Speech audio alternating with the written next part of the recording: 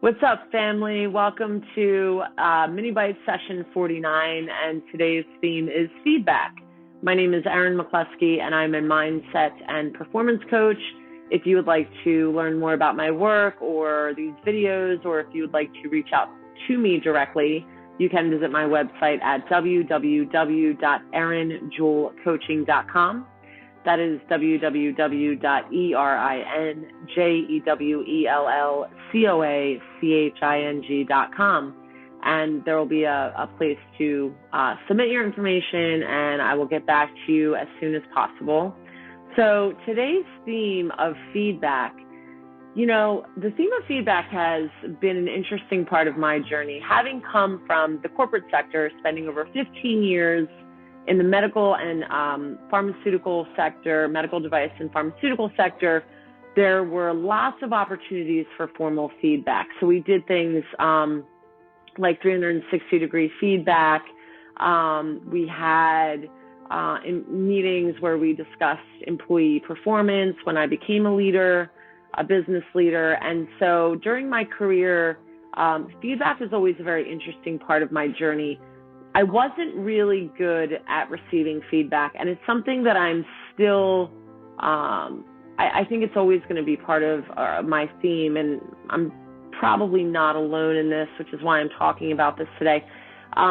There was a point in time where I was far less receptive to feedback than I currently am, and the main reason I'm currently more accepting and understanding of feedback has to do with the following. So, number one, compassionate remembrance. This is something that I talk about throughout my videos. I mean, it comes up pretty frequently. None of this is original content. This is all based on work, research, and what I've learned along the way from other teachers. Compassionate remembrance is really important for me because it allows me to self-reflect and it allows me to receive feedback. And compassionate remembrance is basically my ability to remember to be compassionate toward myself and others. But primarily when I use the term compassionate remembrance, I'm referring to remembering to be compassionate toward myself. At the end of the day, I'm here doing the best I can, just like everyone else. And if I can remember to acknowledge that, that keeps me away from sort of beating myself up too much, which is something I've historically been really good at. And as some of you who have been working with me or have been on this journey with me know that my path of beating myself up has also led to unhealthy manifestations in the form of behaviors and other actions. So for me, compassionate remembrance has been the primary focus of my efforts for these last 6-7 years of this part of my journey, and will continue to be while I'm here. But it's with compassionate remembrance that I am able to self-reflect and receive a little bit more feedback. So I wanted to start with that. I do not believe it's possible for me to be able to receive the learnings and the benefits of constructive feedback from others, as well as dialogue with self, unless I'm in a place where I have that foundation and that ability to come back to the knowing that I'm doing the best I can. So I wanted to start with that. The other thing with feedback, and some of you may have watched this, if you haven't, I certainly recommend it. There is a Netflix movie sort of stage presentation by a woman named Brené Brown, and she has had strong stage presence for some time now, in particular because of her work and her research on shame, her work on courage and connecting it with vulnerability. And I recently watched her Netflix presentation, and she talks a lot about a number of really, I think, useful behaviors and solutions. She also talks about feedback, and she talks about feedback on social media and just the wide variety of feedback that she gets as she continues to show up more authentically with her work. This has been a really beautiful part of my evolution, because when I was still working in the corporate sector, I can recall once receiving a document that was the 360-degree feedback, which was basically anonymous feedback, which I'm not a big supporter of anonymous feedback in the corporate sector.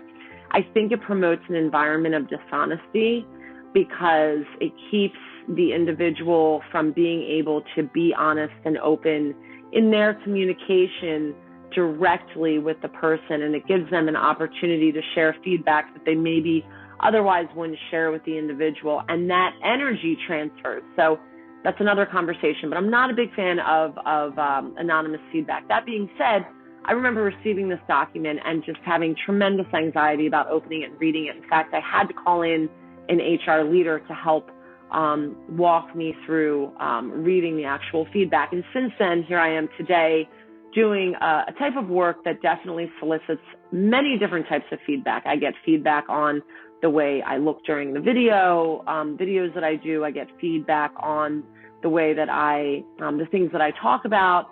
I get feedback on the career change that I've made. And some of this feedback can be considered very positive and supportive, and some of it could be considered perhaps negative or even hurtful. So what I've learned to do is recognize that we're all learning to express ourselves more fully and more coherently and more completely. And I put myself in that category. We are all learning to put words to our emotions.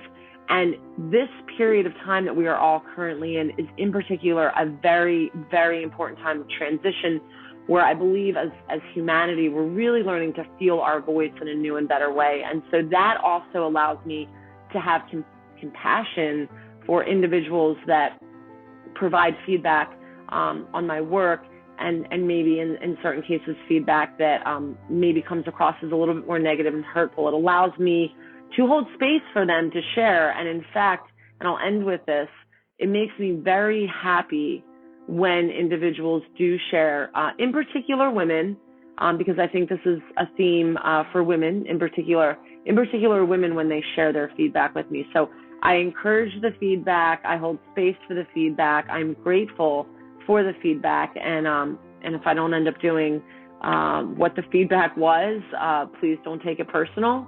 Like I said, here I am showing up doing the best I can. I love you all. Until the next time.